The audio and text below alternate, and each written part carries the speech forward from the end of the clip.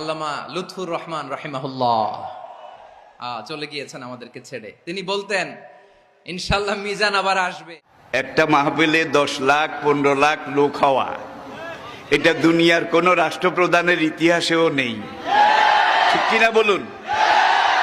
আর একজন রাষ্ট্রপ্রধান যখন কোনো এলাকায় যায়, সেখানে রিজার্ভ গাড়ি দেওয়া হয়, জায়গা জায়গা থেকে গাড়ি প্রেরণ করা হয়, সার্ভ করা হয়, তাদেরকে ভাড়া দেওয়া হয়, খানা দেওয়া হয়, গরু জবাই করে একেবারে মোরগ মুসাল্লাম বিরিয়ানি এগুলো দেওয়া হয়। তারপরে যাওয়ার সময় আবার কিছু নগদ হাদিয়াও দেওয়া হয়।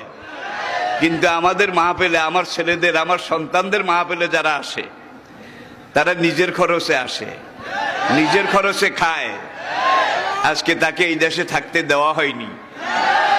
সোজা কথা, সংক্ষিপ্ত কথা, চূড়ান্ত কথা, শেষ কথা, মিজান আবার আসবে, বিজয়ীর বেশে আসবে। এই দেশের তাওহীদি জনতা এমন ইতিহাস সৃষ্টি করে তাকে আলিঙ্গন করবে ইনশাআল্লাহ। সেই সমাবেশই দূরে নয়। হুজুর আমি তো আসলাম, আপনি তো আমাদেরকে ছেড়ে চলে গেলেন।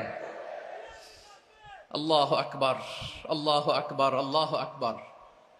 গলায় কোনো সুর ছিল না, সুর দিয়ে কথা বলতেন না, কিন্তু এত চমৎকার শব্দের বুনন, এত চমৎকার প্রেজেন্টেশন, এত চমৎকার ভাবে ঐতিহাসিক বর্ণনাগুলো তিনি উপস্থাপন করতেন। মন্ত্রমুগ্ধ হয়ে আমরা আল্লামা লুৎফুর রহমানের কথা শুনেছি।